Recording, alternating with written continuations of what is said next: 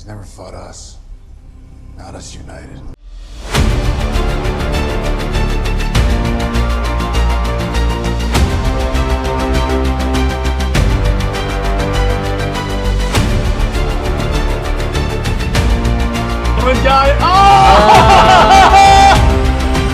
My favorite moment in the entire... Maybe I should complicate this before I start speaking here. Welcome to Comics League Indie Wednesday. I'm Jared, and today I'm hanging out with HOJO.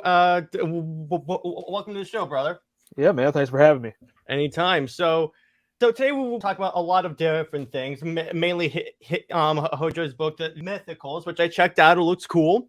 Thanks. But first, I got a couple of questions I normally ask my newer guests. So what got you into comics? Long story short, The Incredible Hulk. Yes. Yeah. Yes. Yeah. When I was, ever since I could walk, like the Bill Bixby show, the cartoons, I mean, all of it, and just snowballed from there, like, extremely. What do you think of the way MCU has dealt with Hulk? Not a fan. Yeah, exactly. It started off good, and then it just got the first two was great. Like, I thought that they were going to try to do like the Gray Hulk in the second one, but they just made him like a duller shade of green. Whatever. But the whole Ragnarok thing, like, it had its ups and downs, you know. But can you imagine they actually did an adaptation of Planet Hulk, like an actual Planet Hulk? Yeah, I heard that that's what they're trying to do now, but we'll see how that works. I'm like, they kind of already did that because now we even have Scar, so I'm like, they could do World War Hulk. I think they should do World War Hulk and kill all the replacement heroes. Yes. Just right there, all gone. Yeah, exactly. Yeah. Which, mark my words, you're going to start seeing a lot... As these movies start doing worse and worse and worse, you're going to start to see them going, maybe we should just reboot and like recast Captain America, Iron Man, the characters people care about instead of like should have done in the Ironheart. Yeah, I know. After Endgame, they should have just said, okay, that's a good story. Let's just recast. But instead of they bring in the characters that demonstrably all new, all different proved doesn't work, like Ironheart. I don't know, man. I thought it was like some Power Ranger concept art or something. Oh, yes. But then somebody pointed out, I was like, no, dude, they've even got the cornrows on the top of that. I was like, no way, they're not that. Yeah, they are. Yep, they are. Yeah, and the thing is that, have you noticed how Marvel CG has gotten progressively worse? Right? I mean, like the Edward Norton Incredible Hulk looks like a masterpiece compared to like She-Hulk. I will die on the hill that the Edward Norton Hulk movie is criminally underrated. Yes. Oh my gosh, that is great. Are there things that I would change? Yeah.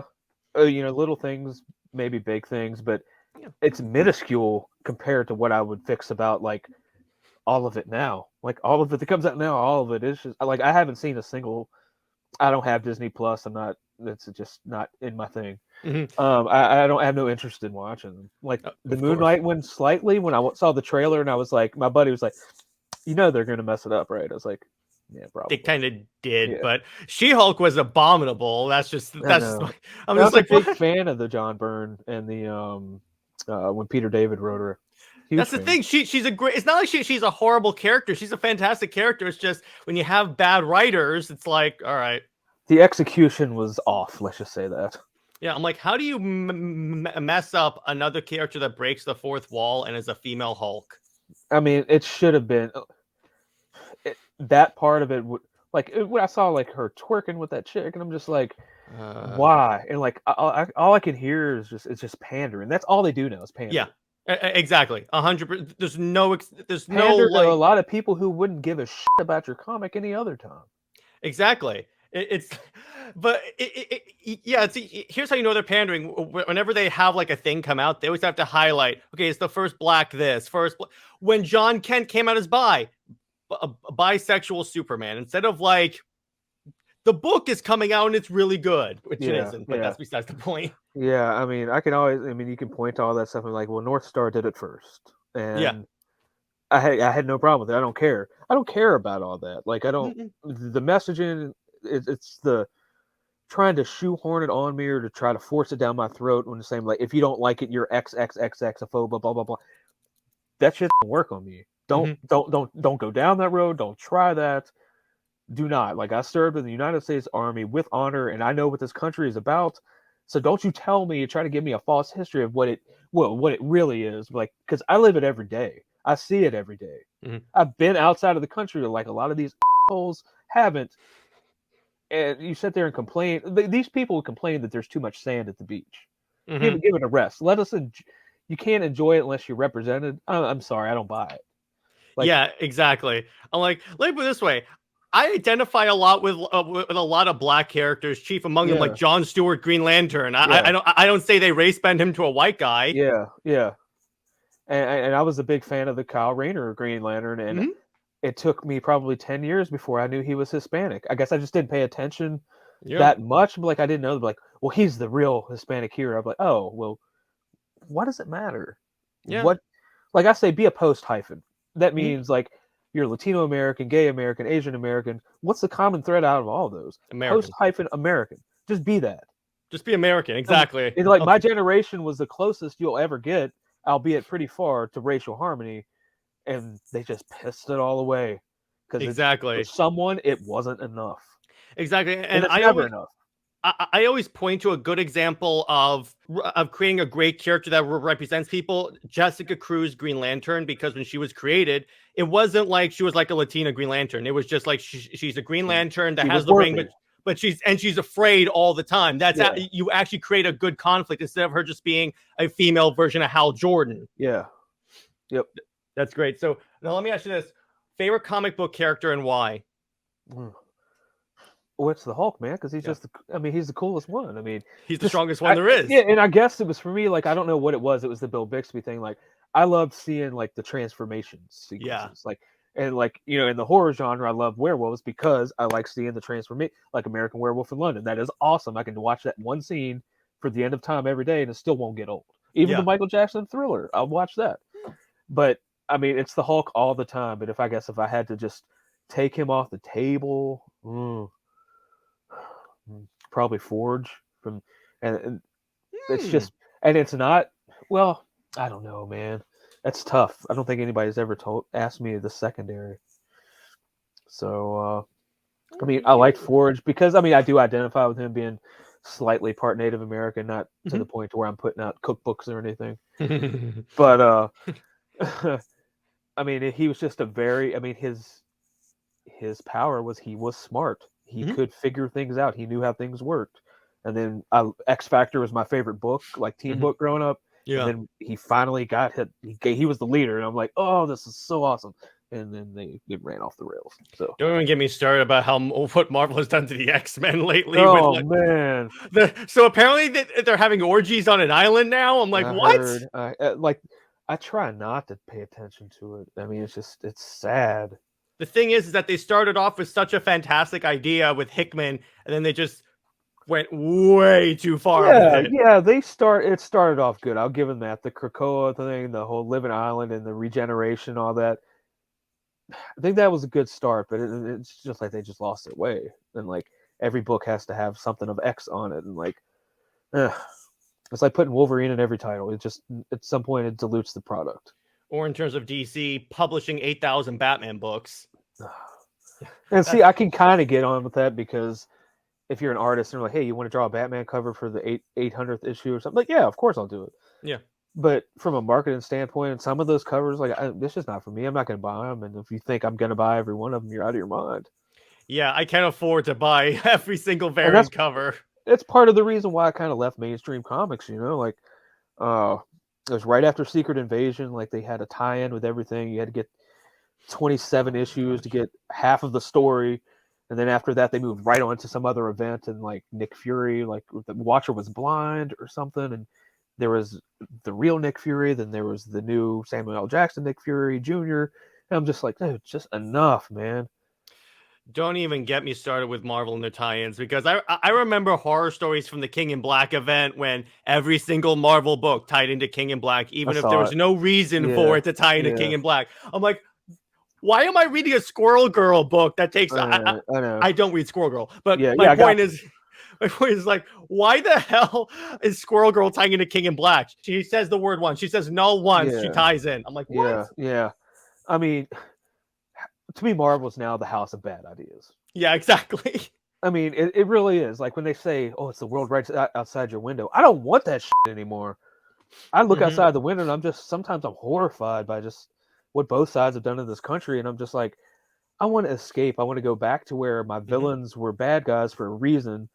You know, you can have your sympathetic villain or the villain who thinks he's the hero every now and again. That's fine, but I don't need every one of them to be sympathetic and tragic. I'm like, I just want to see bad guys get beat up by good guys, and at the end of the day, the good guys are all like, "This is why we win." Now, to be clear, I do think that there is a place for like world outside your window stuff. The 9/11 issue they did was amazing. Yeah, you just need good writers. That's the issue here. They're not picking cream of the crop people. No. And then the writers it's subpar writing, and then the artists are like, I'm not writing this. I'm not going to draw this. It's just, so they're like, oh, let's just go to Tumblr. I mean, some of these covers and some of this stuff that's coming out, I'm like, it's like my level bad. Like I can't draw. Like I could do it. What Marvel does now, and I'm not just trying to blow smoke up people's ass. Like it's so easy. Someone like me could do it. The way they're drawing. Just all flats, and it's like there's no depth, no shading, no cross hatching, nothing. It's just like, come on, man. I mean, you're better than that. Be better. That's all I want to tell them. Is just be better. It's like I read that. It's like I read that Batman book that just came out by Silvestri, and I'm like, oh my gosh, is the art on this like stupendous? Like, yeah, I've been meaning to pick it up. But that's my point. Is I see this, and I'm like. Where's this? They ran it off, man. You're not one of us, so you can't be us. I'm like, just because I don't think like it's like if you don't agree with him 99% of the time, you're 100% wrong. If only there was a book. If only there was a book that came out a little while ago called 1984 that perfectly encapsulated this. Well, I thought it was a warning, but apparently some people use it as a fucking instruction guide. Excuse my language. Yeah, exactly. It's all good. What's your favorite comic book movie? Well, now it's Iron Man, the original Iron Man. It's got to be. Yes. I mean, that is that overtook the Donner Superman for me. Before that, any other time it would be the Donner Superman, the Burton '89 Batman, and then whatever came else after it. But I mean, dude, that Iron Man movie. That Iron Man movie, despite coming out in 2008, still holds up, especially the VFX. It's like when he's suiting up for the first time and all the armor's going on. I'm like, where's this? Oh my god! And like the scene where he's like up there talking to Rhodey, he's like, "What are you doing?" He's like, I'm busy." He's up there with some jets and stuff and like doing that. I remember that part was in the trailer because I remember looking at my buddy at the time. He's not with us anymore. God rest his soul. We he was the one comic book buddy I had, and we went and we were seeing a movie, and like we saw the trailer, and I remember this day the trailer is like it's him sitting there pounding or whatever, and then you see they start playing the Black Sabbath Iron Man, and then like all of a sudden that door pops open, and you see him flying. I looked at him, I was like, dude, this thing is gonna make silly money, and people aren't prepared for what's gonna come afterward, and I was right. Yeah, literally, you were right. Yeah. I mean, I didn't think it was going to be this big because when I saw the end credit scene and he was talking about the Avengers Initiative, it was fucking Samuel L. Jackson straight from the Ultimates, and I was like, okay, we're doing this. This is going to be real. This, if they can get competent writers and get some Hollywood, because Robert Downey Jr. right there, that was your vet. He could say, yeah, these people are fine. Bring in everybody. Anybody who wants to part of this, let's go. And it was awesome. Unfortunately, they did the second Thor. It just started. Some of the things they weren't. I don't think Kevin Feige was paying attention to the right things. Yeah, exactly. I was about to say because Thor 2 is like I think the last like okay Thor movie, and then like let me put it this way, I enjoyed Ragnarok for what it was, but it wasn't a Thor movie. Yeah, it wasn't if you read comic Thor, that is not comic Thor. No, I watched that mainly to be honest. I will watch that movie for Jeff Goldblum. Yeah, exactly. It's a Jeff Goldblum movie to me. I cannot stand Taika Waititi anymore after what he did. I do love What We Do in the Shadows. It's because he's not in it. He has nothing to do with it anymore. That's the only reason I like it. Don't even get me started. What he has done he has set back comic book movies at least a decade.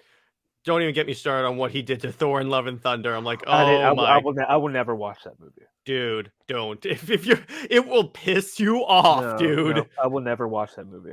That's the first comic book movie my dad, who's not a comic book fan, comes out and goes, "That wasn't that good." Yeah, well, sorry that had to be your first experience because my in-laws, the first comic book movie I could convince them to watch was Captain America and the Winter Soldier. Oh yeah. And guess what? They've watched every single one of them, all the Marvel movies, all the way up to Endgame. And they're in their 60s. I still maintain the Winter Soldier is probably the best Marvel movie they've come out with. Yeah, I can probably. It's the best one. It's not my favorite, but it's the best one, and probably.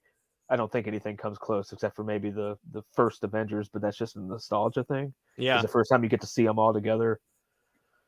Yeah, because I always maintain like the only reason why people look back at like the first Avengers with like any amount of like, oh my gosh, this is so cool, is that moment, is the nostalgia thing, because it was the first time you ever saw a superhero team up movie. Because when you actually rewatch it, there are certain parts of it that don't hold up well. Yeah, like why were you in that helicarrier for like 30 minutes wasting screen time when you could have been kicking ass? Yeah, I know.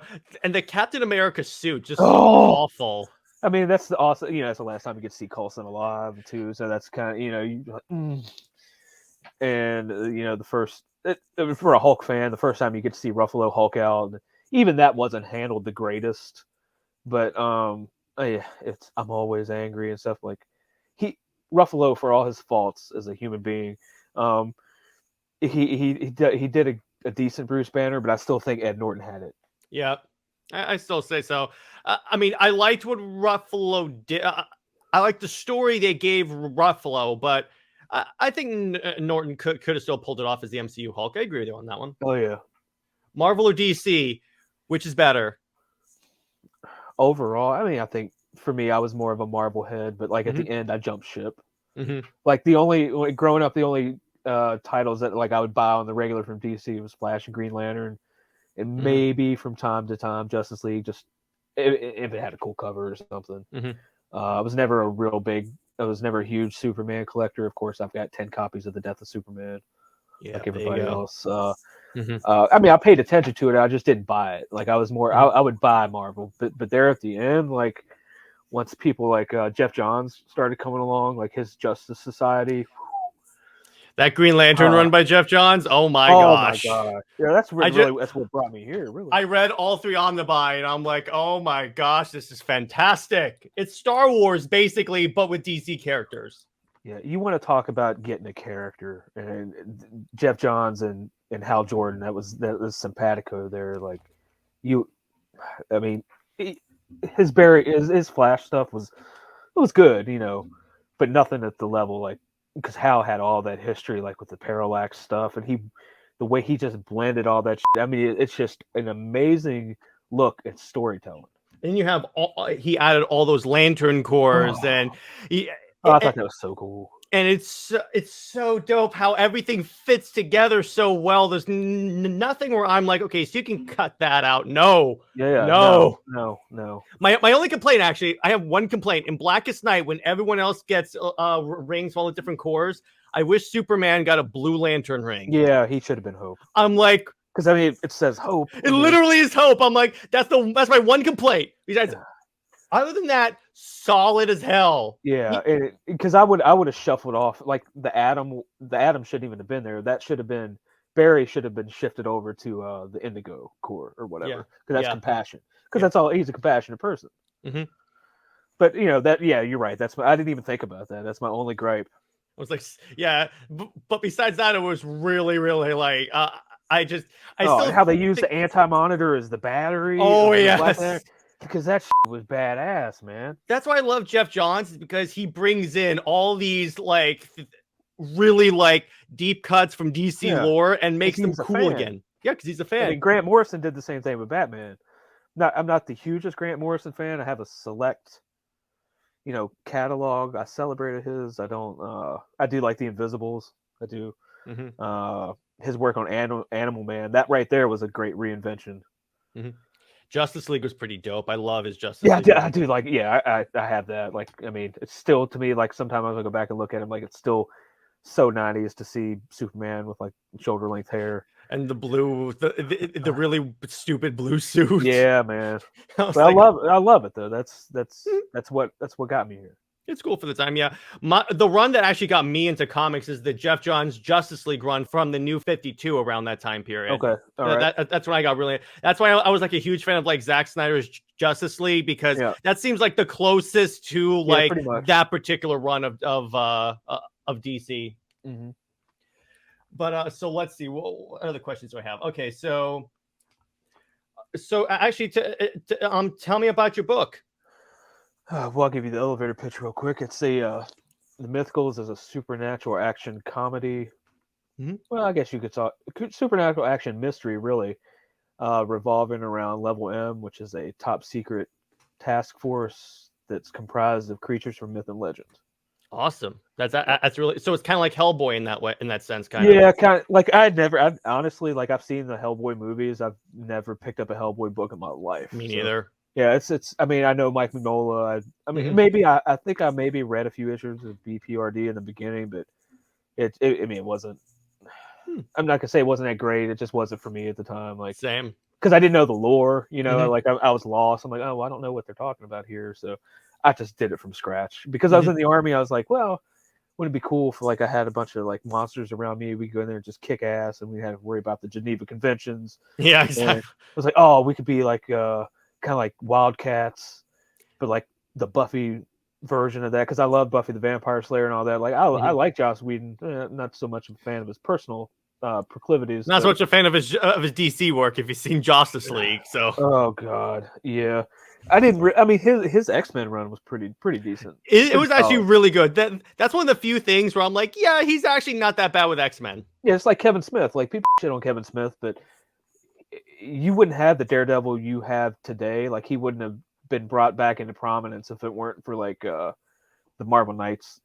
Like, that was like 1998 or whatever, something like that, around about then. They were trying something new. That's when Joe Quesada took over as EIC. But I mean, it's good, solid. His Green Arrow stuff is good. Kevin Smith is fine if you let him be a comic book writer and not be Kevin Smith.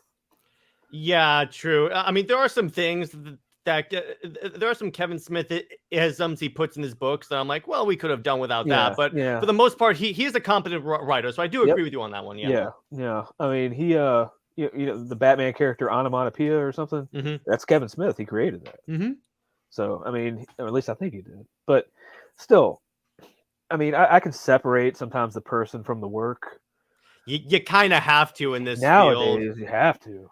So it's like I'll go see like a Hulk movie, even though I can't stand Mark Ruffalo on social media. Yeah, I'm like, you know what? I like the character more. Yeah, I'll just mute you. I'll just mute you, dude. And that's the end of the line for me. I don't follow you on Twitter anyway, so you know what? I'm just gonna have fun. Yeah, exactly. Like, friends of mine, they're always like quoting. I'm like, God, can you believe this more? I'm just like, I don't want to. Yeah. Yes, I can believe that. Nowadays, particularly post 2020, yeah, I can't believe that. Because I remember the first time I'd been aware of him was like right before he got the Hulk gig, and he was like going off about fracking or something. I'm like, this guy doesn't even know what he's talking about. And they're like, well, Mark Ruffalo is going to replace Ed Norton. I'm like, great. All right, cool. We'll roll with it. I don't care. Yeah, a lot of I used to follow a lot of the Marvel actors, and then after 2016, I was like, okay, unfollow. I don't follow many celebrities. Me neither. I mean, it's because it's just gonna piss you off. Ultimately, I'm like, nah, I'm good. Because in order to maintain your social status, you have to say certain things. You have to buy into a certain belief system. It's almost like Hollywood is its own brand of Scientology. Because if you walk off of the cult, they will shun you. They will destroy you. Because it's one thing these people cannot stand. It's either resentment, disagreement, mockery, or not being, or rejection. It's rejection that they hate the most. Look what happened to EVS. Yep, and that's what led me here. Because like Green Lantern Rebirth is what brought me back into comics pretty much full time. I just gotten back from a deployment. I was tired. We were in a PX. It was like 7:00 in the morning. And I saw it. They had spinner racks still. This is like 2005. And I picked it. I looked at it on the front. I was like, oh my God, it's gorgeous. And I was like, oh, Hal Jordan's back. I was like, but look at this. This is just gorgeous. I flipped through it, looked at every panel. Then I went back and read it. And I was like, this is really good. Yeah. Oh, this is awesome. I was like, who's Ethan Van Sciver? Who the hell is this guy? And then I Rebirth, or they redid Flash, and then I heard that he had gotten on the outs with DC, and either they fired him or he quit and kind of pulled a Kurt Schilling. And one day, it was around about this time last year, I was on Twitter looking at some sports news, and it's trending. It said Comicsgate trending Ethan Van Sciver. I was like, I done told this story like 20 times already, and I was like, okay, well, let me look. Oh. And I did some research because I used to find people for a living. I know how to do research. Yeah. That's all bullshit. The Whisper Network and all that stuff, and all these people were like, well, he's not one of us. He's not a true believer. He's got to go. He's a Nazi. No. This guy he just doesn't vote like you, and he was happy about his side winning, and you couldn't handle it. So you actually they created their own monster. He is the Frankenstein to them. They cannot control him anymore. Like you can send the villagers with the pitchforks and the torches to his house all you want. He's just gonna look at you and go. It's just gonna make him stronger. That's the thing. And plus, here's the thing. Generally, guess what? All you people showing up is putting more money in my bank account. I'm gonna buy another car. Thanks, guys. Yeah. Exactly. What's kind of funny is I love all the people that were freaking out when he goes, I bought a new car with my residuals from Zack Snyder's Justice League.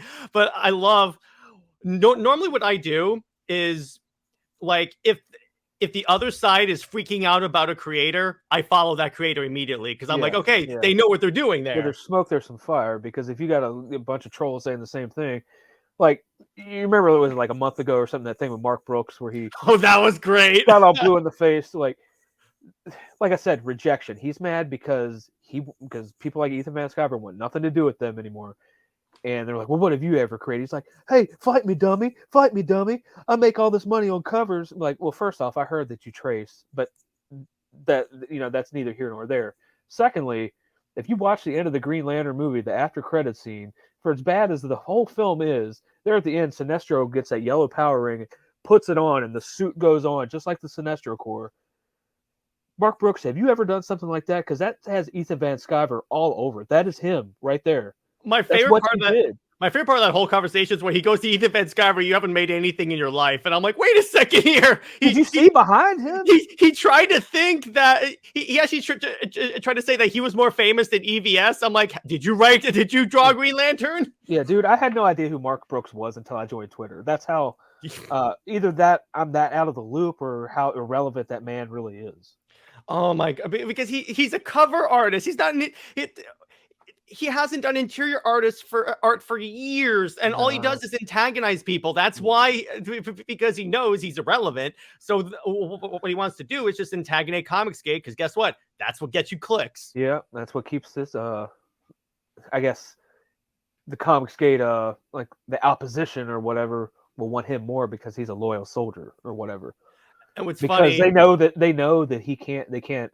I mean, he is talented. You can't take that away from him. But on the level that other people that work for Marvel, he's quite talented. I'm pretty sure he got caught on the carpet that Monday morning after all that. It was like, Mark, bro, you can have to sign an NDA. Eric Larson has an NDA. He can't even mention Comicsgate on the stream legally. Mm-hmm. Yeah, I figured that after that, because like Comicsgate or not, the way he reacted was not good. It was not good. And it was a black eye on the industry. It just made them look like, dude, why are you picking on these people?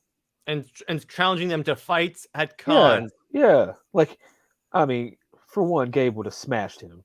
Oh yeah. I mean, two, I mean, like, guess what I'm gonna do? You can come fight me. I'm gonna call the cops. Like, dude, that is the most bitch-made thing I've ever heard. Yeah, it is. Just, I mean, here's the thing. If I want to fight somebody, I'm not going to go announce it. I'm not going to go tell people. I'll walk up and be like, hey, and I'm going to punch you in the mouth. Because everybody's got a plan until they get punched in the mouth. Yeah. Isn't there that saying, no plan ever survives for first contact with the enemy? That's right. Yeah. You got to adapt and overcome. And I'm sorry, like, that's the thing with Ethan. Like, he's witty and he's smart. He's done learn how to manipulate social media for monetary purposes. Yeah. And he just laughs at him. Like, he's so witty, and he is an intelligent person. Like, he does know history and politics, and he tries to be informed. These people get their opinions from CNN. Yeah, that right there is a red flag right there.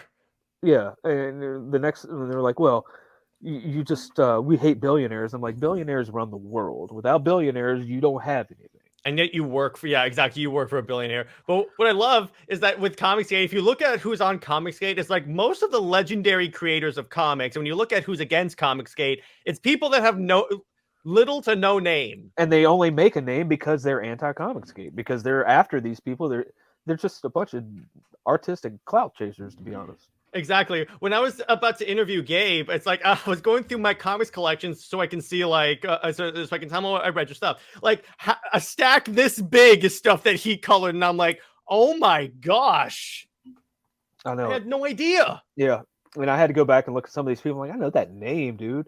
Like Art Thibert. I'm like, that dude penciled X Factor. I know that name.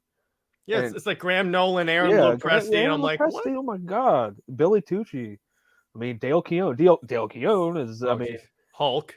That like the first real cover that like I told my mom, I was like, you have to buy me this or I'm gonna run away. Like, oh, jeez. Like, that's the way to do it. It was during the Peter David run. It was right before the Professor Hulk. A couple issues before that, it was the Green Hulk and the Gray Hulk, like fighting on the cover. I mean, like rocks everywhere. Geez. It's just like I was looking. I was like, I had so many questions. Why are there two? Why is one gray? Where did that? Well, I gotta have that. And then it hooks you immediately. That's what a cover's supposed to do. Yeah, that's what I tried to do with my covers.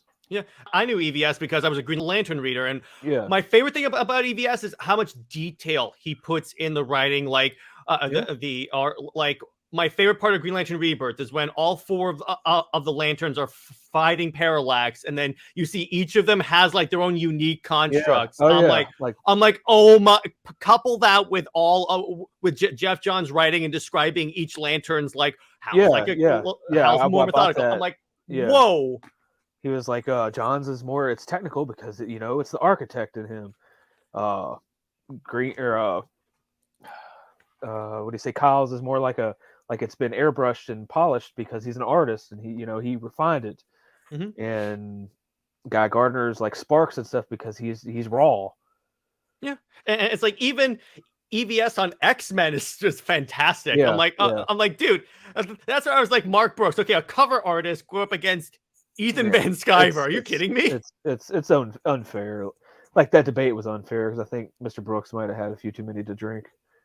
Yeah, and he even snapped at the host. Yeah, so I was like, I saw it multiple times. I was like, well, that's not good. Yeah, you don't start off the conversation like, well, listen here, asshole. I'm like, okay, well, dude, okay, whatever. Okay, and Mark Brooks is complaining about how EVS talked to him like you came out of the gate like in a fight. What do you expect is going to happen, dude? It's these people they're broken. Yeah, honestly. And see, here's the thing. It's like if they had a good product, I could look beyond it. But it's like Tom Taylor writing Superman. I still say he's a better Elseworlds writer. Like when you have a book like Deceased, which is zombie apocalypse for DC, I'm like, that's great. That's Injustice. But when he tries to write in continuity stuff like his Superman, his Son of Kal-El was horrendous. Yeah, I heard. Superman is like protesting climate change. I saw that cover. Yeah. Here's the problem with it. First off, there's a being attacking a town and Superman's not doing anything. And isn't there like 18 characters in DC that could fix the climate like that? Yeah, I thought about that too, yeah.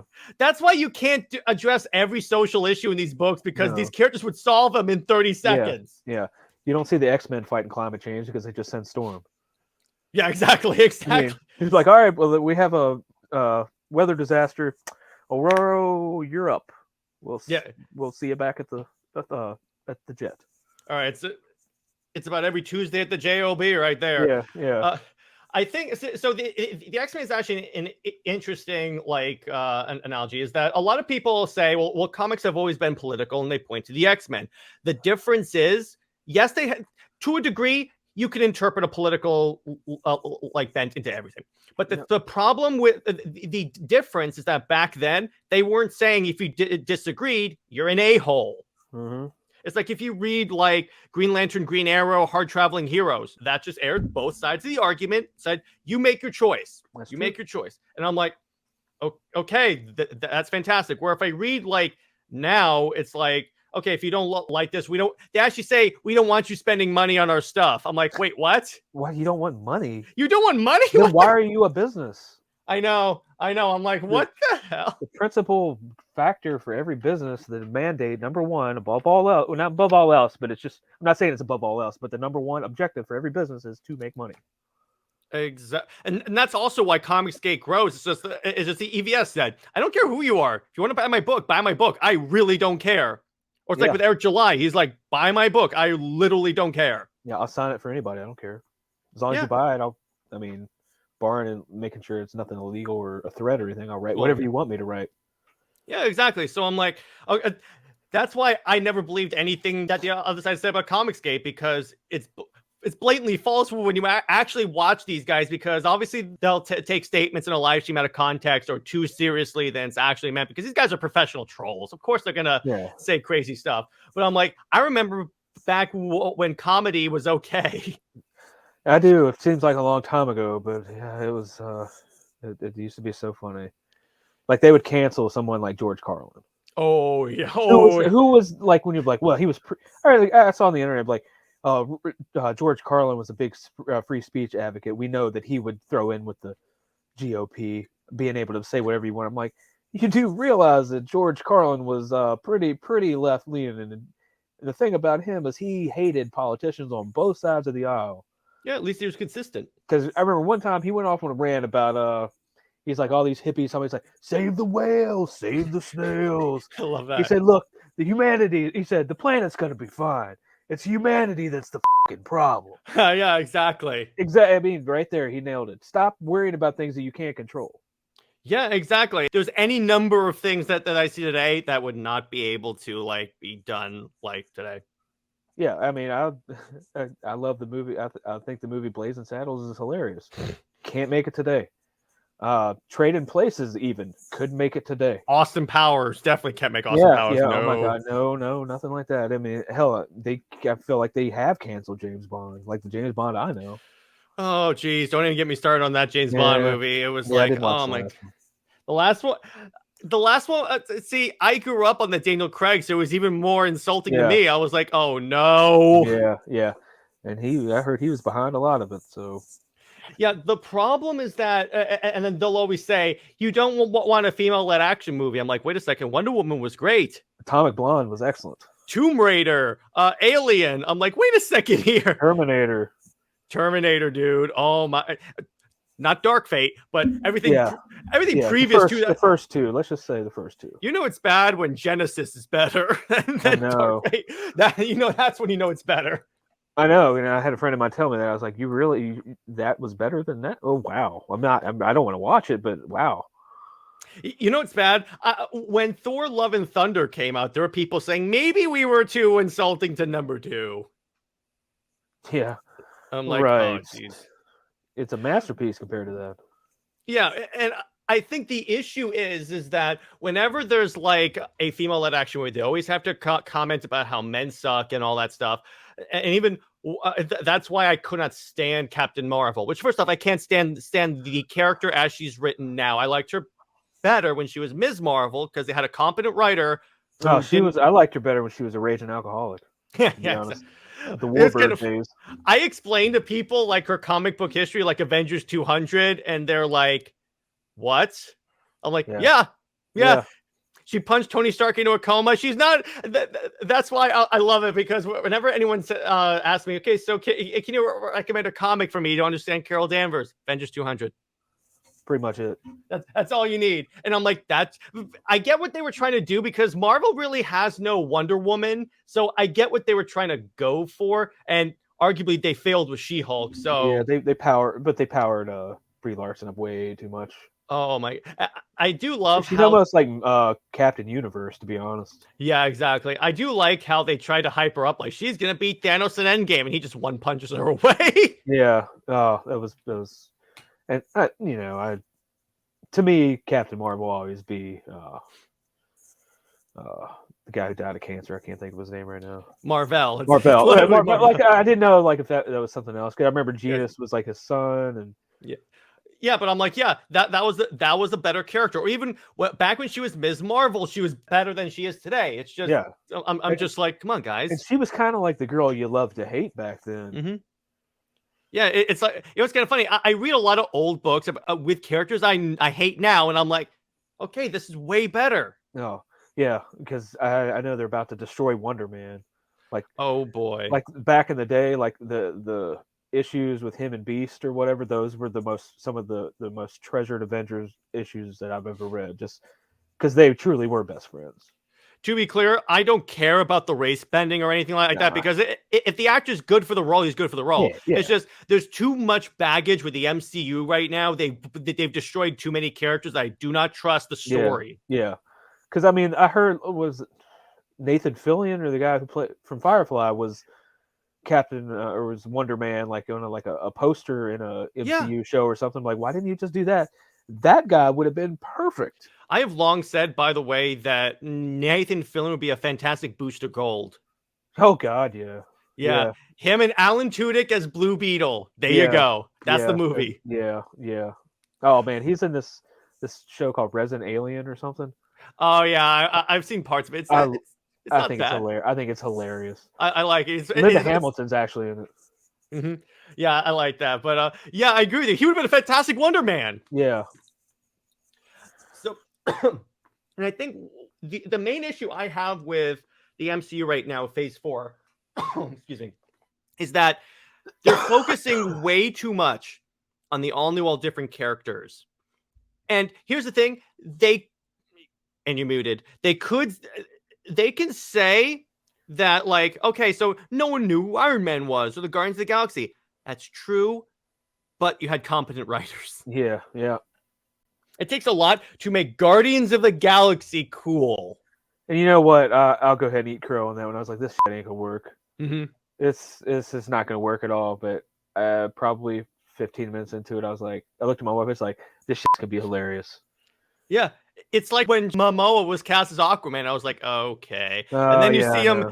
And then you see him in any version of Justice League, and I'm like, okay, he's cool. I like this guy. Yep, it worked. That's the one time they have race bend a character and changed it, and it got better. Yeah, I was good with it. I was fine with it because it reminded me just of the Peter David with the hook for the hand.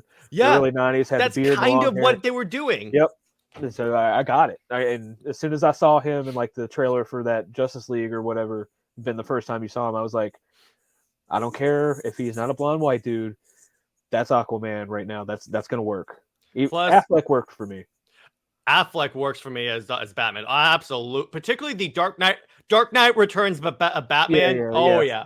Remember when he was first cast and everyone's like, really, the Daredevil guy? Batfleck. Oh my god. Yeah, and then you see him and he's like such a badass. They gave him a voice changer. I'm like, first off, why was this the first time Batman got a voice changer instead of him going, "Where's your trigger?" I know. Oh man. I'm not wearing hockey pads. Yeah. Well, were you okay with Batman using guns? I was. Well, that's tough. No, not really. Just because it goes back to that whole like not killing, because he's got an emotional avoidance to guns, I think. Mm-hmm. But I heard the Robert Pattinson when like he took the gun and somehow made it into like his. Yeah, that's a brilliant stroke right there. But he used a gun in that movie, by the way. Did he? Yeah. See, I haven't seen it yet. A dude. Do you mind if I spoil this one part? Okay, so this dude is aiming a rifle at him, and then Pattinson takes him, turns him around before he could pull the trigger, and the dude shoots his own teammate. So I'm like, that counts. By Batman's own definition, that counts. Oh, no, I'm good with that. Yeah, but I'm like, the reason why I was okay with Affleck is because when you look at the backstory for this version of Batman, I mean, he lost Robin and he's like beaten down. He's like, you know what? I don't care anymore.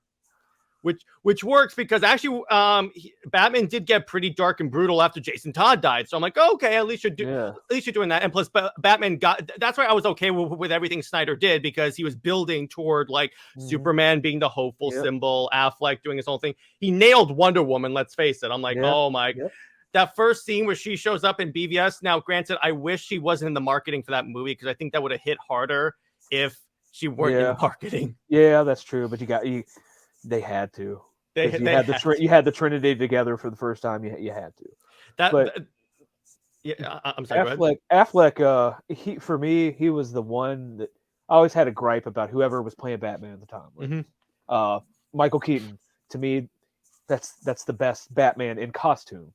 Terrible Bruce Wayne. I'm sorry. Michael. I agree with you on that one. And by the way, used guns and shot and killed people. Yeah, and so then you go to Bennett or you go to Val Kilmer. He never had a shot because he was the replacement guy. So and Val Kilmer did good with what he had to work with. I'll leave it at that. George Clooney, we don't speak of. Yes, exactly. The bad credit Christian card. Bale was like if I picture like Bruce Wayne, alter ego Batman. I picture Christian Bale pulling up in that Ferrari, like, what's going on, guys? Because nice he had the car. You should see my other one. Yeah, he had the billionaire playboy thing down. The Batman. I'm sorry, Nolanites. I didn't. I only watched The Dark Knight for Heath Ledger. Yep, exactly. He's the Joker. I watched it because it's a good origin story of Batman. You know, it's a proto suit. You know, he meets Lucius Fox for the first time, starts to build it. That's cool. Scarecrow was a good first villain. But his portrayal of I just didn't like the suit much, and the voice, the Batmobile.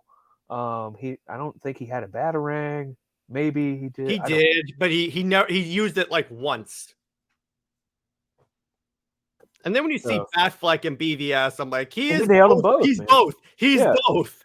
He's the best of both worlds, and he was that Frank Miller type. Like at the end of his career, he had done, instead of being speed and relying on stealth, he was just putting on weight and just pounding people to death. Well, that warehouse fight, dude. That's nice. That was pretty much the Arkham games, but in a movie form. And I'm like, that is dope. Like when he's going from like thing to thing on the top, and like you can barely see it, and you just where dude stabs him in the shoulder with a knife, he just gets right back up and throws him into a wall. Yeah. Oh, that was nice. I'm like, stay with that. He freaking nailed it.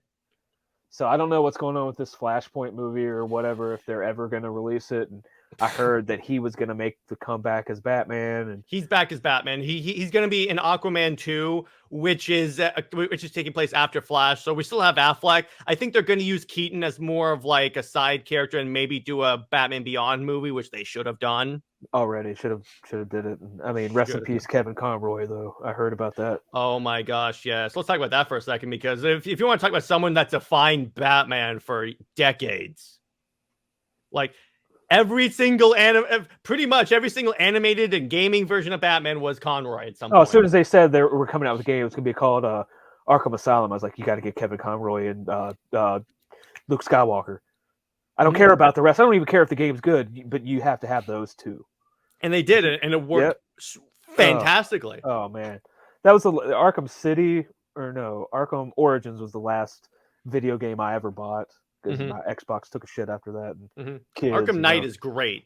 Yeah, it a little too heavily on the Batmobile parts, but it's actually really cool because if you beat the game, you can drive around in all the Batmobiles. Ooh, so I'm like, yes, including the that was the only thing missing from the other ones. I'm like, I just want to cruise around the Batmobile and look for something. You can, and all of Gotham City is open. You can ram people with the Batmobile. It's so good. Yeah. But yeah, it's just like I got into DC because of the Justice League cartoon, because of BTAS, because of all that. So Conroy was like my guy for animation forever. Yeah, I was like 10 years old when that show came out, 10, 11 years old. And I just remember that opening theme. Like I would stand on my couch and do like this and be like, it's so awesome. And they were good stories, man. I mean, great stories. Mr. Freeze, where that actually ended up changing Freeze's I was going to say, origin. so good that they changed the comic book for it. Yeah, I know. That's even better because I'm like, it makes it more compelling than just some dude in a Freeze suit. I know. I mean, you want to talk about the tragic villain? That's the epitome of the tragic villain there. And what's kind of funny is that they went dark for a kid's show on for BTAS. I'm like, oh my gosh. I know. Like the Ra's al Ghul episodes are great. I mean, they're there's no clear winner on some of those episodes. Like the Two-Face story. My gosh. That one is crazy because he tries to show up at his ex's house or whatever, and that's what makes him finally snap. Of course, you had like that show had the best voice cast you've ever seen. Oh, yes. Show. Oh my gosh, yes. I Oh mean, my gosh. if you just go back and look, I'm like, oh, I can't believe John Glover voiced the Riddler. Yeah, you're damn right he did. I just love. I love like how that kind of established how like Bruce Wayne uses a different voice for Batman than he does Bruce Wayne. Yeah. Again, I love the theme. I love the Alfred, the back and forth he has with Alfred, and I like his first meeting with Superman, the world's finest episode, where he just throws Superman over his shoulder, and I'm like, that's a Batman thing to do. Yeah. Oh, and then I think one of my favorite episodes is it's like where Superman pretends to be Batman, and he's like, don't smile like that. He's like, oh, is this better? And he's like, when somebody asks him something, he's like, all right, I guess that is you. He's like, how'd you get so fast, or whatever. He's like, and then he was like, super hearing or something. He knew where he was at. Yeah. My favorite like Batman line in Justice League is when he's falling and he goes, okay, I need air support because I can't fly like at all. Yeah. And then Superman just catches him. I freaking love that show, man. Yeah, I still watch it. I mean, I have a 4-year-old now, and he's starting to dip his toes into the. You're raising him right. You're raising him right. Yeah. What'd you think of like the Avengers cartoons that they kind of had like a Hulk and all that stuff? It was like Earth's Mightiest Heroes or something. Yeah, I watched it. It's pretty good. I think it only had 2 seasons or something, but they handled the Michael Korvac saga. Mm-hmm. I liked it. That was a Secret Invasion. That was one of my favorite Avengers storylines. It's not like really popular, Michael Korvac. It's the ultimate. We're going to destroy I think they got the idea for Infinity Gauntlet before they did that. Probably. Korvac destroyed the world. Everybody was dead, and all of a sudden they're like, "Oh, I'm going to change that. We'll go back to the way it was." So. My favorite Avengers storyline is Siege because it's like, okay, so you have Norman Osborn leading a war against Asgard in the Iron Patriot suit. By the way, where the Iron Patriot came from, it wasn't a Tony Stark made suit. And to see like the Dark Avengers where like you have Venom being Spider-Man, Bullseye, Hawkeye. Yeah. I'm like, oh, this is dope. Yeah. And how like it's the return of Steve as Captain America, and that he and everyone's like, oh wait, Steve's still alive? Yeah, I know. Yeah, then they like de-age him for a while and put him in charge of S.H.I.E.L.D. Yeah, and they aged him up. We got the travesty that was Secret Empire, and then we got the even bigger travesty that was the Ta-Nehisi Coates run. Well, Hail Hydra. Yeah, it's like I got done reading like most of the Ed Brubaker run, and I'm like, where was this? Yeah, that was pretty brilliant. I wasn't a huge like Cap collector, but I bought the Brubaker run, most of it, and it's like most of the MCU Captain America is based on that Winter Soldier specifically, and I'm like, and then like when they killed him off, like that was one, and I was like, oh man, how can you do that? Why would you do that? I also wish in the MCU they gave the shield to Bucky first. Well, everybody says that. I'm like, please, can't you just give me that? That's like the argument when people are like, well, who should succeed Batman if Bruce Wayne really does? 98% of the people are like, oh, Dick Grayson. And then actually it's probably not even that many. Most people be like, oh no, it would have to be it couldn't be Damian, maybe, but it would have to be who was the one after Jason Todd? Tim Drake. Tim Drake, yeah. They'd be like, well, Tim Drake, Nightwing, that's who he is. It would be take a step backwards to be Batman. It should be Tim Drake. I'm like, I'm sorry, man, but if Bruce Wayne killed over, to me, it would have to be Tim Drake. Mm-hmm. I mean, it would have to be Dick Grayson. Yeah. Because, I mean, you just have to be. Because he took over for a while. Yeah. And I actually pretty good. Issues. I enjoyed it. Yeah, particularly him interacting with Damian. Yeah, because I can't stand Damian Wayne. Yeah. I maintain that actually if Batman died, none of them should become Batman, but be their own superheroes. But fulfill the Batman role in the DCU, in other words. Yeah, well, they're trying because there's 28 Batman books in DC, I think. And they tried to like have a separate Black Batman book that's like him in New York doing stuff that really, when you think about it, again, no one cares about these versions of the characters. No, that's true. It's like no one cares about John Kent as Superman, which is what's interesting because they had a good idea. They were like, okay, so John has to earn his right to be Superman. Then when you read the book, I'm like, what? I'm checking this out. And I'm like, okay, you had me. You could have done something really cool. Plus, a lot of my audience was like, they should have just de-aged John Kent. Thanks a lot, Brian Michael Bendis. Oh, that guy. That Superman run was like, was like, ugh. Yeah, As a Superman fanboy, I was like, nope, I'm done. yeah. What'd you think of the Krypton show they had? I like that. I That loved was it. dope. That was really That was the best. Lobo. That was the best Doomsday and Lobo I have ever. Well, that's the only Lobo I've ever seen on screen, but that was the best digital recreation of Doomsday I've ever and seen. Brainiac. I felt that they did a pretty decent job with Brainiac. I was like, dude. It was like we were on maternity leave with my son, and I just I watched every episode like back to back. I was like, oh, and then I was like, man, I can't wait for season 3. It's canceled. Yeah, I'm like, no. But I'm just like, oh, this is so cool. And then history's changed, so Zod took over Earth. I'm like, oh, this is dope. I love this. Yeah. That's a show I wish they would bring back. I'm like, come on, HBO Max. That was a good one, yeah. I do hope that the Gotham Knights show is like killed, because if you see the trailer for that, it looks horrible. It looks like I thought it was a fan trailer or something. Dude, they show Batman dead, but it's just a dude in a tuxedo with a bat mask. I'm like, what? Yeah, they have a dude that's Batman's son, but somehow they don't call him Damian. Wow. Well, I mean, dropping the ball here. I mean, this is the CW we're talking about, where they tried to make Green Arrow into Batman. Yeah. Arrow was... I was so invested. I had to see how it ended. I was like, at the last season, I was just hate watching it. I'm like, oh. The way the CW shows normally go is the first 2 seasons are good, and then it just goes downhill. Yeah, season 2 of Arrow with Deathstroke was amazing. Yeah, that was a fantastic iteration of Deathstroke. Like, yeah, amazing. Like, it wasn't the Slade Wilson I know, but it was still great.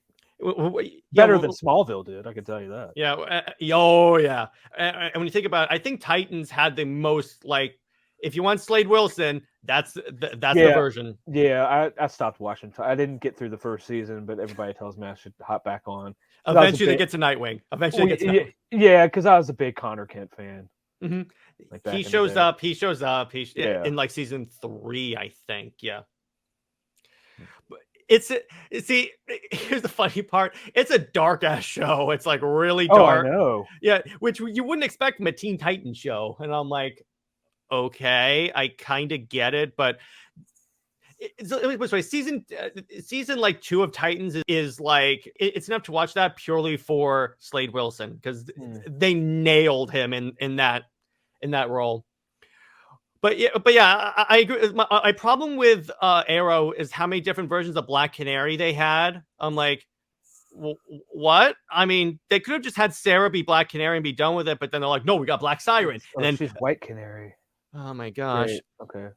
And I'm like, I'm like, dude, this is getting really old real fast. They keep changing Black Canary. And then don't get me started on Flash, where his solution is just run faster. Yeah. And the villain's always a speedster. Oh God, I hate my powers. It's just causing me nothing but grief. Well, then shut up about it. By the way, you're marrying your sister. Yeah, exactly. That's the other thing. They're like, she's basically your sister. The only CW show that was good was Superman and Lois. Yeah. I heard good things, but they took it off my DirecTV. Oh, dang it. Yeah. But I think that was the most consistently good, because Supergirl was good for like 2 seasons and then like turned into a major like woke fest, which I was like, oh gosh. Which, again, I'm like, why do these shows always have to do this? I know. And that's another reason why I got really into Comicsgate books, because it's not political at all when you look at it. It's just good books. Yeah, no politics in mine. It's just good and original storylines, because what I noticed is that a lot of Marvel and DC, they've started to recycle the same stuff over and over and over again, which that's sort of an admonition on the fan base too, because oftentimes I see people complain Marvel and DC don't do any new stuff. Then when they do new stuff, the fans complain. Yeah. It's like going to see a band. I'm like, play what we know. I'm like, why don't you play anything new? Oh, your new stuff sucks. Play what we know. Yeah, exactly. Exactly. But on that note, so before we log off, tell us where we can find you and your book and everything. Yeah, I'm on Twitter. Just type in HOJO. Not two of us. And my book is on pre-launch right now on Indiegogo, The Mythicals, issue 1. I already signed up, so all right. There you go. Right on. All right, and thank you so much for coming on and hanging out. I had a blast. Yeah, man. All right, everyone, stay heroic, and I will see you in the next one.